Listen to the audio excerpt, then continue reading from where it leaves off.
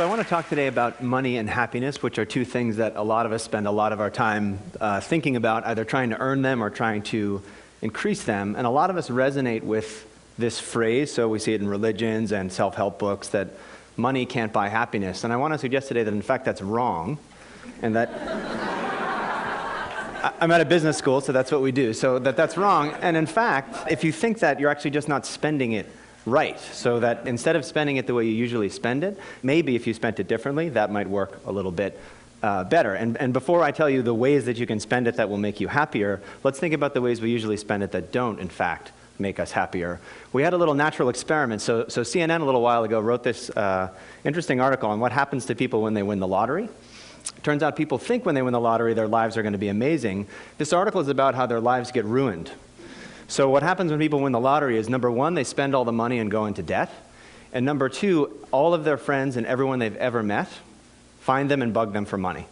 And it ruins their social relationships, in fact. So they have more debt and worse friendships than they had before they won the lottery. What was interesting about the article was people started commenting on the article, readers of the thing. And instead of talking about how it had made them realize that money doesn't lead to happiness, everyone instantly started saying, you know what I would do if I won the lottery? And fantasizing about what they do. And here's just two of the ones that we saw that are just really interesting to think about. One person wrote in, when I win, I'm going to buy my own little mountain and have a little house on top. And another person wrote, I would fill a big bathtub with money and get in the tub while smoking a big fat cigar and sipping a glass of champagne. This is even worse now. Then I'd have a picture taken and dozens of glossies made. Anyone begging for money or trying to extort from me would receive a copy of the picture and nothing else. And so many of the comments were exactly of this type, where people got money, and in fact, it made them antisocial. So I told you that it ruins people's lives and that their friends bug them. It also, money often makes us feel very selfish, and we do things only for ourselves. And we said, well, maybe the reason that money doesn't make us happy is that we're always spending it on the wrong things, and in particular, that we're always spending it on ourselves. And we thought, I wonder what would happen if we made people spend more of their money on other people. So instead of being antisocial with your money, what if you were a little bit more pro-social with your money? And we thought, let's make people do it and see what happens. So let's have some people do what they usually do and spend money on themselves, and let's make some people give money away and measure their happiness and see if in fact they get happier. So the first way that we did this, on one Vancouver morning, we went out on the campus at University of British Columbia, and we approached people and said, do you want to be in an experiment? And they said yes. We asked them how happy they were, and then we gave them an envelope. And one of the envelopes had things in it that said, by 5 p.m. today, spend this money on yourself. So when we gave some examples of what you could spend it on. Other people in the morning got a slip of paper that said, by 5 p.m. today, spend this money on somebody else. Also inside the envelope was money, and we manipulated how much money we gave them. So some people got this slip of paper and $5. Some people got this slip of paper and $20. We let them go about their day. They did whatever they wanted to do. We found out that they did in fact spend it in the way that we asked them to. We called them up at night and asked them, what'd you spend it on, and how happy do you feel now? What did they spend it on? Well, these are college undergrads, so a lot of what they spent it on for themselves was things like earrings and makeup. One woman said she bought a stuffed animal for her niece. People gave money to homeless people. Huge effect here of Starbucks. So if you give undergraduates $5, it looks like coffee to them, and they run over to Starbucks and spend it as fast as they can. But some people bought a coffee for themselves the way they usually would, but other people said that they bought a coffee for somebody else. So the very same purchase, just targeted toward yourself or targeted toward somebody else. What did we find when we called them back at the end of the day? People who spent money on other people got happier. People who spent money on themselves, nothing happened. It didn't make them less happy, it just didn't do much for them.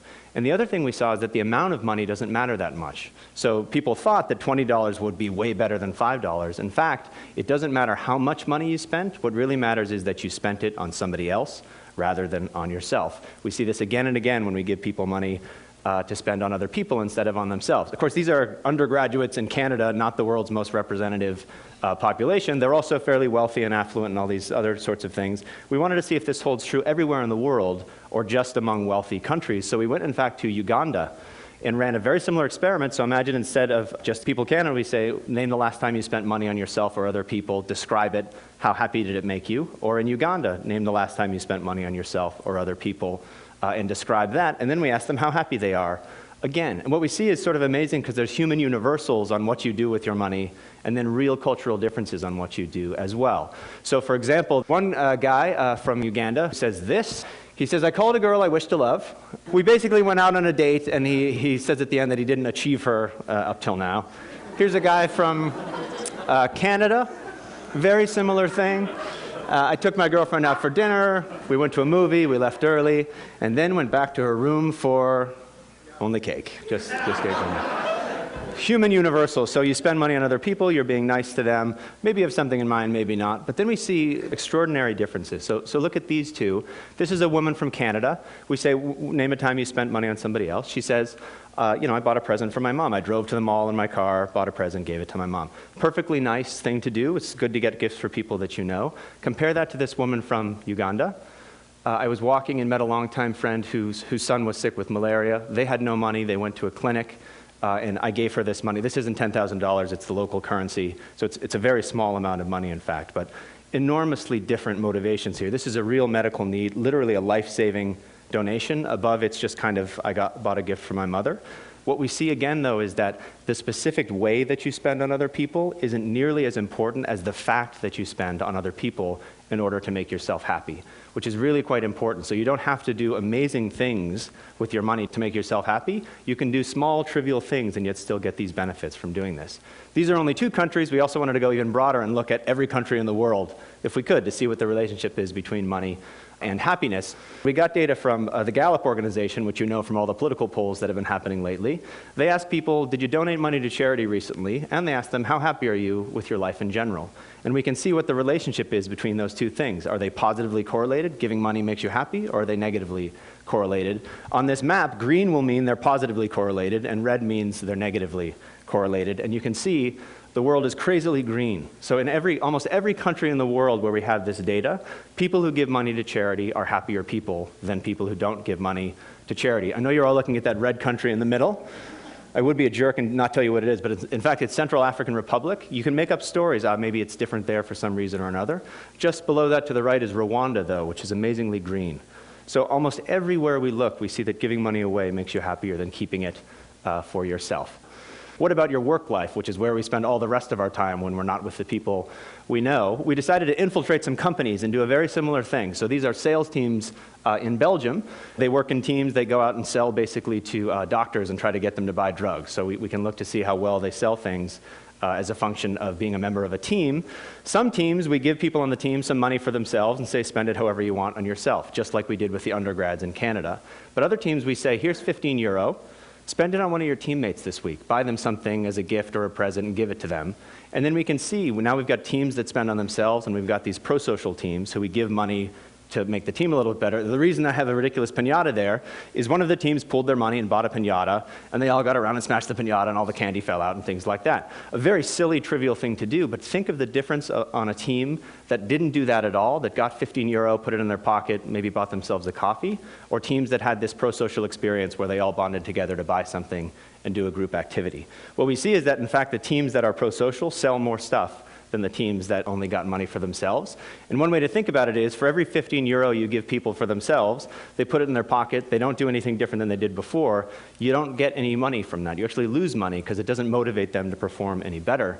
But when you give them €15 to spend on their teammates, they do so much better on their teams that you actually get a huge win on investing this kind of money.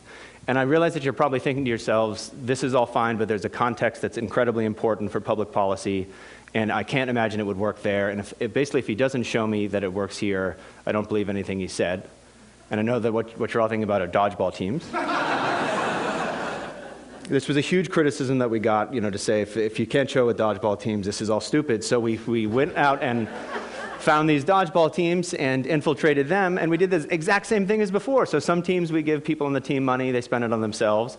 Other teams we give them money to spend on their dodgeball teammates. The teams that spent money on themselves, they're just the same winning percentage as they were before. The teams that we give them money to spend on each other, they become different teams, and in fact, they dominate the league by the time they're done. Across all of these different contexts, your personal life, your work life, even silly things like intramural sports, we see spending on other people has a bigger return for you than spending on yourself. And so I'll just say, I think if you think money can't buy happiness, you're not spending it right. The implication is not, you should buy this product instead of that product, and that's the way to make yourself happier.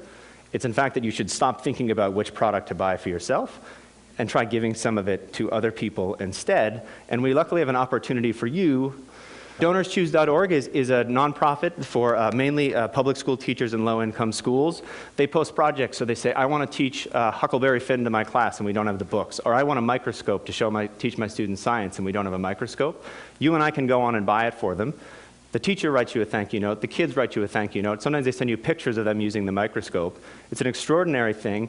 Go to the website and start yourself on the process of thinking, again, less about how can I spend money on myself and more about if I've got $5 or $15, what can I do to benefit other people? Because ultimately when you do that, you'll find out you'll benefit yourself much more. Thank you.